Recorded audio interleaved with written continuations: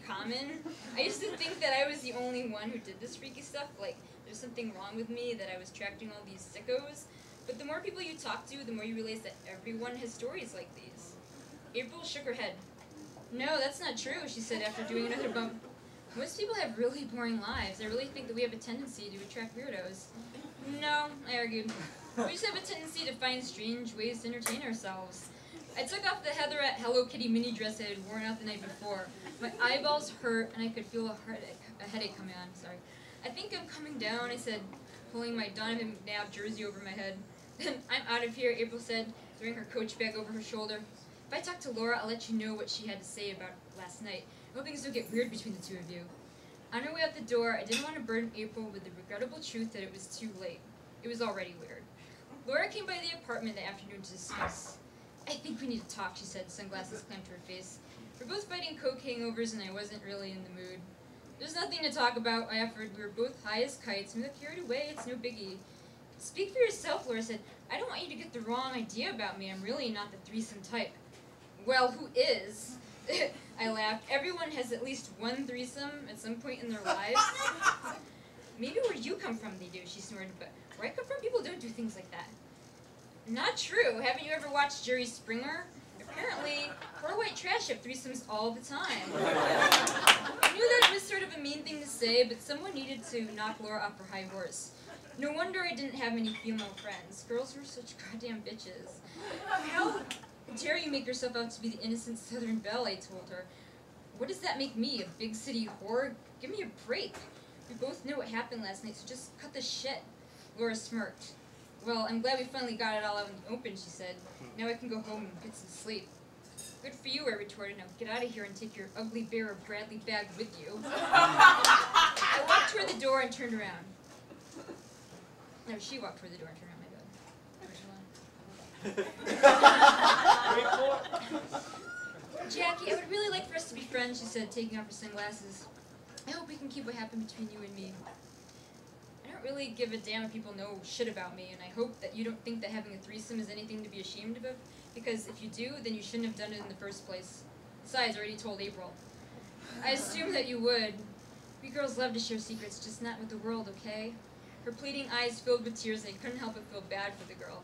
Crying in front of someone like me was not a fun thing to do. As much as I would have liked to be, I wasn't made of stone, though. I'd really like to be friends with you too, I admitted. I promised not to tell anyone else. We kissed each other goodbye, on the cheek, but there was something about this girl that I didn't trust. Despite whatever label we put on our relationship, she was no friend of mine. Like I had said, I hardly knew her, and I didn't owe her a thing, threesome or not. I could go out and get drunk with her, but that was about it. Such was the nature of most friendships in D.C., I supposed. That's the end of that. That's something that maybe most of you have never heard before. A couple of you have. This is an email I wrote a long time ago. I'll just give you a little background. I have like a bad habit of going on vacations with guys and then like having them be huge disasters because for whatever reason we don't get along. And, so I'll just read it. Subject: big surprise. Big Dick Crybaby is totally insane. By the way, Big Dick Crybaby is a nickname we had for this dude. So this is me writing to my friend. So we have been avoiding each other pretty much the whole time. And last night he went to the lame resort bar while I was up in the room watching Life Aquatic in Spanish. So he gets in, I get up and take a shower to avoid him. When I get back, he's playing with his dick, seriously. And I write actually dialogue like it's a play or something. This is just how I write emails.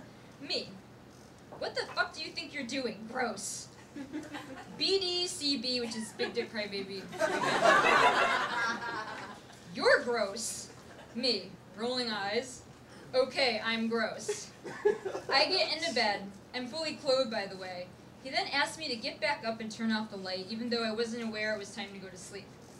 I wanted to stay up and watch an SNL rerun. So I tell him I'll do it later, at which point he totally blows up at me.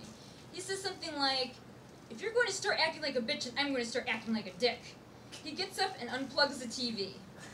I put my iPod on and try to go to sleep, but I guess I had the volume too high for his liking, so he plugs the TV back in, these are all caps, and turns the audio all the way up. I'm exhausted, so I'm falling asleep, despite the excessive noise in the room, which I guess pissed him off even more. He then takes off all the covers off the bed, but since I'm wearing sweatpants, this doesn't bother me in the least.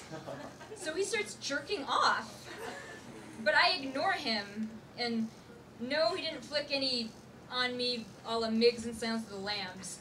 Lame. I guess I wanted him to, I don't know, whatever. But you know, if he had any balls, that's totally the right move, by the way, FYI. If you're trying to get on someone's nerves, I would think, okay. So this morning I wake up and I'm like, you were so drunk last night. Do you remember anything you did? And get this, he says he wasn't drunk. Again, all caps. I'm like, excuse me? Then why the fuck are you acting so crazy? He starts ranting again, this time about how I was in the bathroom forever, and apparently I was using Biore while I was in there. I don't know where he got that from because I wasn't. I don't.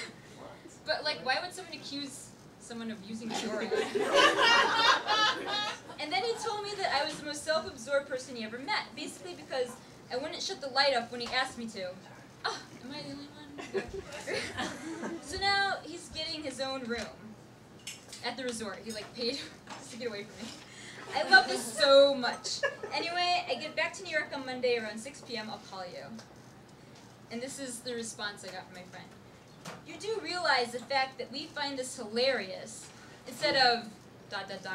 whatever the human being reaction should be, means that we have serious mental problems, right? And my response is, no, it's everyone else who's crazy. Obviously, at least in this case. I'm just trying to stay sane here, and he's still mad at me. He doesn't see how he owes me any kind of apology. I apologize just for the sake of doing so. I didn't mean it. It's a gesture. I still have to sit next to him on a plane for 3 hours tomorrow. I plan on bringing a big bag of Doritos with me. Crunch, crunch, crunch. And I put like stink lines and wiping nacho cheese dust on armrest in italics. But fast forward about like 6 months. This was pretty recently.